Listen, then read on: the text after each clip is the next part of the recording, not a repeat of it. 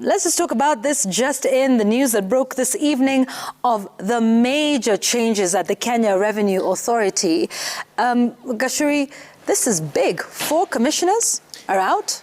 Actually, 4 plus the Commissioner General. Yes. It's a huge sweep, but no surprise. It was coming. It was imminent. If you remember some time back at the KICC, President William Ruto told the Commissioner General, together with other senior members of the Commission, that there were a number of issues that he had with how KRA was operating, and that if they don't change, he would change the Commission himself. And those changes have come, and they were preceded by a change in the board. You remember? Yes. From the new chairman, Anthony Mwaura. A new member. New members. And actually the new members came in, I think, 2 weeks ago or thereabout, and the first order of business was to kick out the Commissioner General and the 4 commissioners. And the narrative of we have received the resignation, nothing like that, in my opinion. It is euphemism for we have sacked, not we have received resignations. You remember the Kinoti story? I have received the resignation later on. That's why I sacked this man, Kinoti. So the changes at KRA, no surprise at all. And it is important to note that the people who have been removed were very strategic in terms of operations at KRA and were key members in the last administration of retired President Uhuru Kenyatta.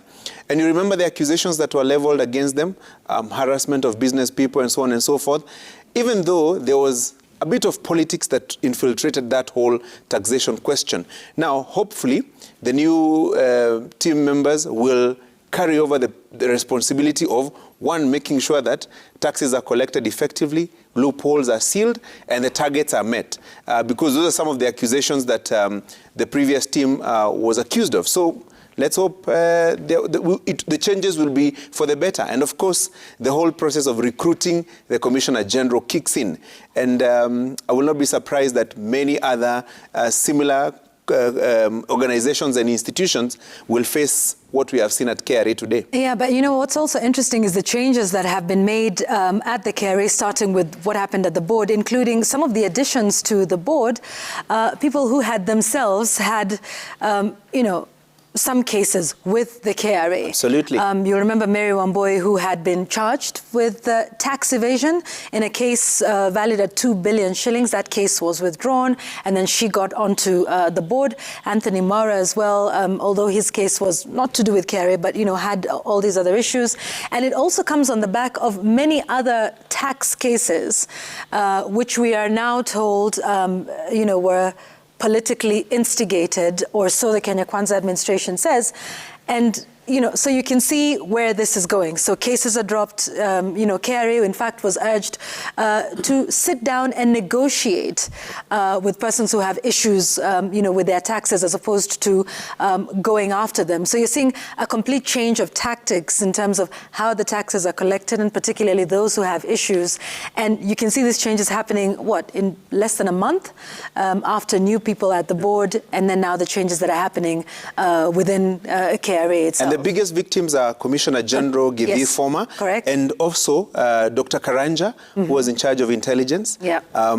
And you also notice that there are 2 departments that have been merged. The one that was headed by Saidimu Terra, and the other one that was also headed by Karanja. Yes. So they have been merged, and they will now be headed by, I think, Mitayego, yes, who previously was targeted in the other changes that were made. So quite a number of politics around it, but let's hope it is for the better. Yeah, Linus?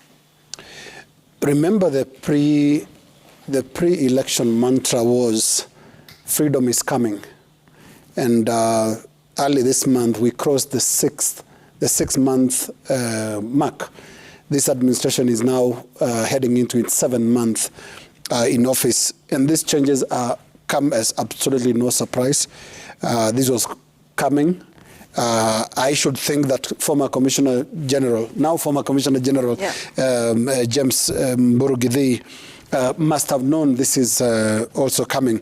And look at how this has been received. I saw a a social media posting by Tabitha Karanja, who sat here yesterday with Jeff, and she wrote that as you exit the stage to pave way for the new leadership at KRA, I wish to share with you my favorite Bible verse in the book of Matthew 7:12.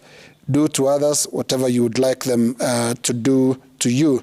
To my friend Githii, I wish you all the best in your future endeavors. There's a lot of Bible quoting, which is typical of what has been happening. But there's no love lost between those two, because there's been quite a tax battle between them. Absolutely. For years. Yeah, for years, right. And including a time when KRA breweries had to shut down because of tax evasion. Yeah. And you know, one thing that should be said about Githii Mburu is he cut a reputation of a no-nonsense, not just tax collector, but internally also he was reputed as a person who really wanted the systems to work, and he also fought what many considered cartels within the KRA, where there are a lot of people cutting shortcuts, and he tried to tackle that.